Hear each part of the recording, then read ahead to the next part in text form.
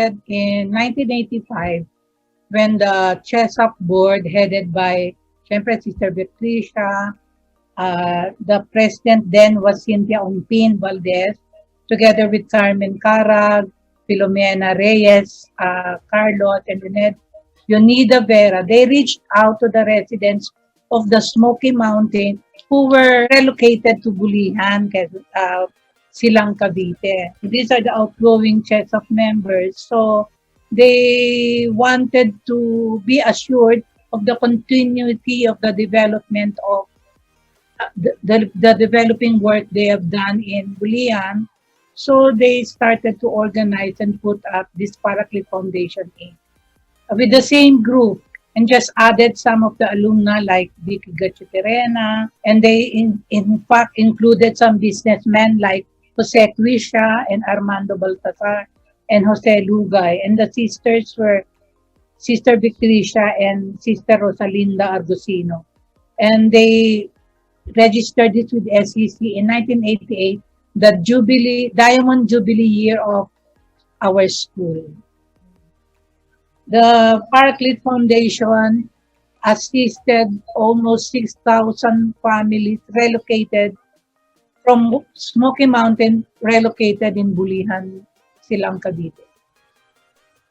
You know, the funding is coming from the members lang, from the trustees, from the board of trustees. And then, you know, I still remember in one of our jubilee years, in one of our batch, we also donated some amount to the Paraclete Foundation. We bought a property in Bulihan para they can really make they can really monitor the projects they started with in Bulihan. And they started the livelihood program for the mothers and the feeding program. They were going there every weekend. No, they gave them a livelihood program pala, which is also parang crochet. That they taught the mothers to do some crochet, and all the products are being forced through Chsaf. They're selling it until they were able to export na. You know, they put up a school, Paraclete Foundation Community School. So aside from the nursery, they already have a grade school. Kasi they started mga 50 students, pero it increased to mga 200. Then after 10 years, can you imagine ilang taon na sila, di ba? Yung mga incorporators. Pero in 2015, we decided to donate the school to the Diocese of Imus. The formal turnover was done only in 2019. July 2019. Sayang nga, kamamatay lang ng chairman namin, si Filomena Carlos. So as of now, parang wala na rin Paraclete Foundation. Pero we still have some funds kasi merong natira dun sa community school. May mga stalls for rent doon.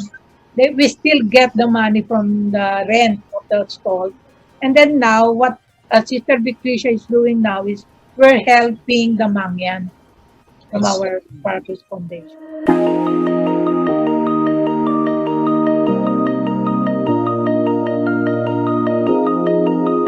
Well, the idea of getting the alumni in the U.S. together came about in 1990 when Class 65 celebrated its 25th Silver Jubilee year.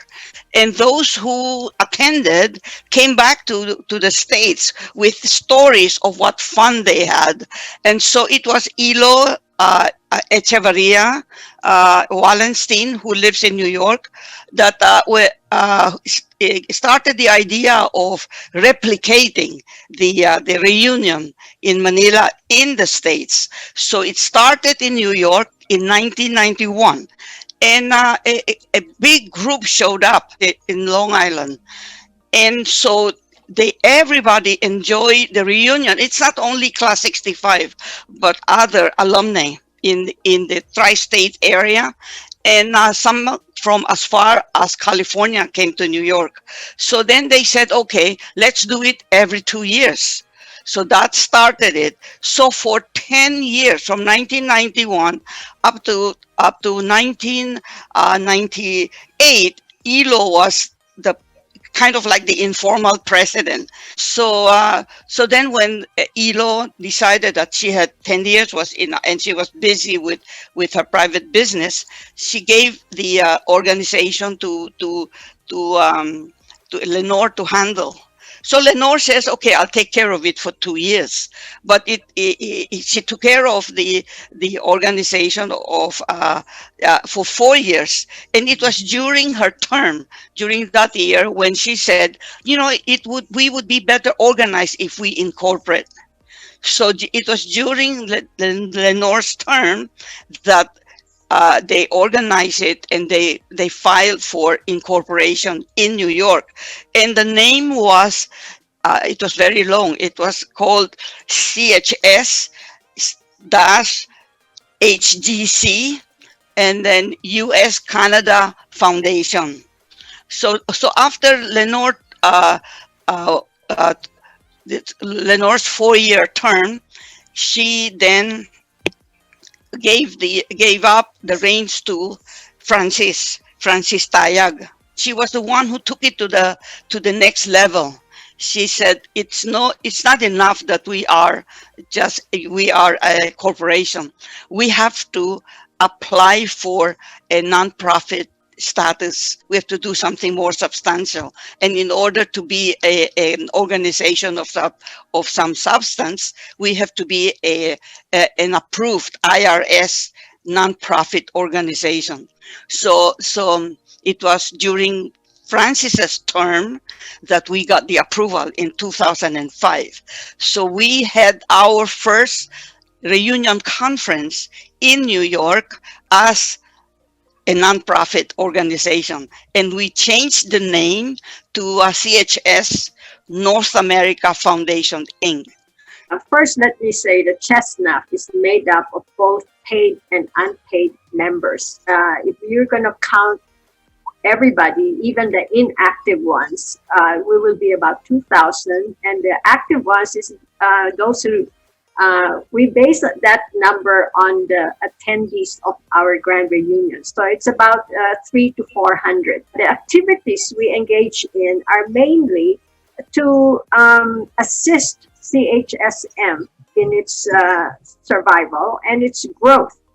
And the management of Chestnut at that time in 2005, 6, 7 have decided that there are two main programs to promote, and that's scholarship and faculty development. And I also want to add, because you were talking about activities, we have several prayer groups of Chestnut. I just wanted to add that to, we're just not all about bonding or raising funds, but we have about 3 prayer groups that are happening on a daily basis. With the announcement of the closing of Mendiola, we at Chestnut here in North America reviewed and revised the Foundation's objectives. It can no longer be school-centric. We, however, pledge to continue supporting our scholars until they graduate. We also have decided to support our SSPS congregations in their ministries and schools in other parts of the country when the urgent need arises. We will also support some international or domestic charitable organizations like those affecting climate change or those helping preserve our planets. We will continue to grow the foundation through active membership recruitment, donations, and requests from members and friends. With cooperation from our partners in Chsaf, Mendiola, we will promote and sustain our core values of truth in love. We also encourage our geographic chapters to do their own projects in their local communities and continue in keeping the spirit alive.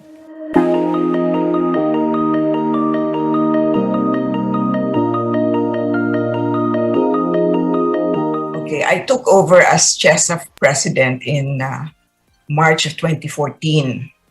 Um, Very traumatic because when I stepped in, we were informed by the SSPS sisters that they were going to, the word they used was disengage from the management of the school.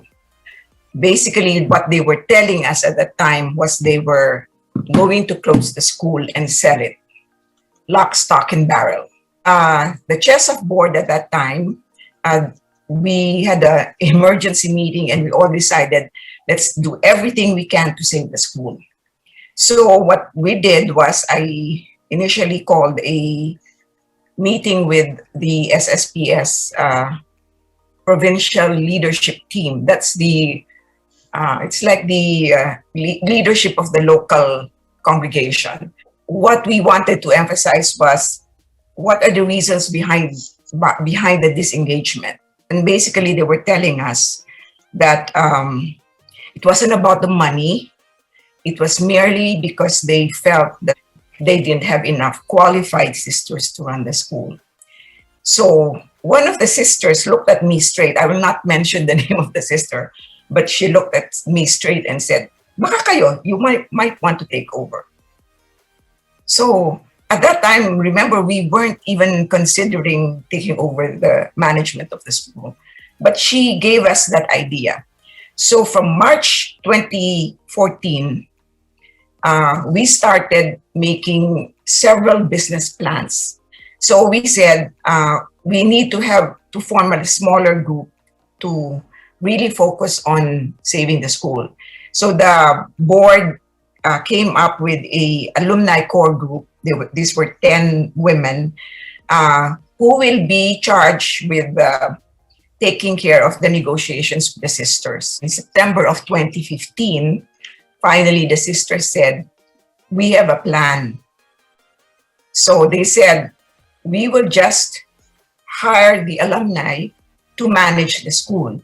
So therefore, you must form a management corporation, a for-profit corporation, because you're going to be paid a management fee." So in September of 2015, the Chsaf board decided, okay, let's just have the alumni core group, the 10 ladies, to form the alumni management corporation. So that's how it came about. We, the 10 women, we came up with our own personal funds and used it to form the corporation. It was Yola Albano, Tonette Brion, Angie Madrid, Grace Masenon, Ging Ong, Mencho Padilla, Cynthia Picasso, Lorraine Yang, Cillian Teng, Diana Gobio, and myself. So unbeknownst to others is that we never really made money out of that because half of it was used for running the company, but whatever we saved, we returned it back to the school. So while there was a fixed rate, we never really got that rate. We plowed it back to the school because we knew the school was not doing well financially. You know what people don't realize is that AMC ceases to exist. Our contract with the sisters was from May of 2016 up to April of 2021. So the moment the contract expired, we decided, as we met as a corporation, and we decided to dissolve the corporation. So basically, AMC is no longer existing. God had other plans. We may have the best laid out plans. We may have the best intention plans. But if it's not God's plan, it won't happen. In the end, what matters most, I think, is that your worth comes from the fact that you are a child of God and that you may not please everyone, but the only important thing is that you please God. And you do that by staying true to His teachings, staying true to the people who really love and support you. That is my biggest lesson.